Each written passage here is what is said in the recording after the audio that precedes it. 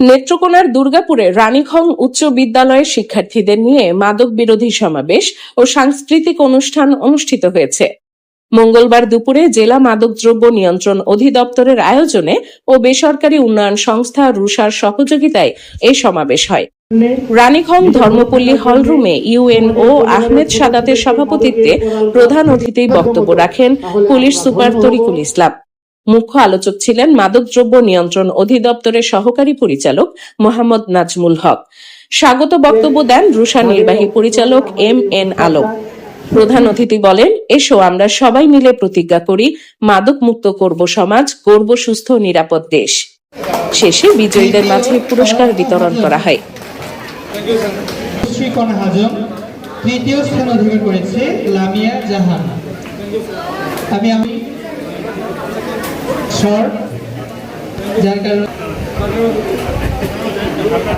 অত্যাধুনিক যন্ত্রপাতি ও আধুনিক চিকিৎসা সেবা নিয়ে পপুলার ডেন্টাল কেয়ার এখন আপনার শহর বেলকুচির মুকুন্দগাতিতে। আমাদের ঠিকানা মুকুন্দগাতি বাজার, গার্লস স্কুলের সামনে, তালুকদার মার্কেটের দ্বিতীয় তলা, বেলকুচি, সিরাজগঞ্জ। ইসলাম প্রথম স্থান, দ্বিতীয় স্থান রমজান।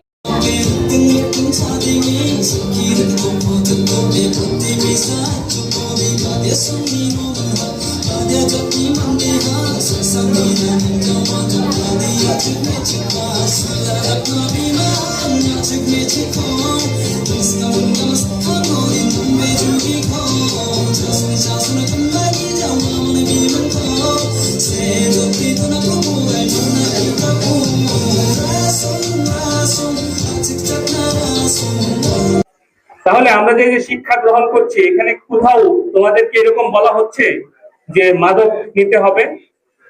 কখনোই না। কিন্তু আমাদেরকে সবসময় বলা হচ্ছে যে আমাদের জীবনের, আমাদের স্বাস্থ্যের সুস্থতা বজায় রাখার জন্য অবশ্যই মাদক থেকে দূরে থাকতে হবে। একটা মাদকাসক্ত একটা পরিবারের জন্য না, সেই সমাজের জন্য এবং রাষ্ট্রের জন্য বোঝা। আমাকে অনেক ফ্যামিলি থেকে তাদের বাবা মারা এসে বলে, বাবা ওকে জেলে রাখো নাই, আমাকে জেলে দাও। কারণ এই ছেলেটা মাদকাসক্ত, মাদক নিতে নিতে এমন অবস্থা হয়েছে সে বাবা মার গায়ে হাত তোলে। পড়াশোনা তো আগেই শেষ। এই জন্য আমরা যেটা চাই সেটা হলো যে বর্তমান সময়ে তোমরা জানো যে এই দেশকে সামনের দিকে এগিয়ে নিতে হলে তোমরা you are the future leader. এই লিডারদের মাদকাসক্ত হলে চলবে না। মাদক দূরীকরণের জন্য তোমাদের কাজ করতে হবে।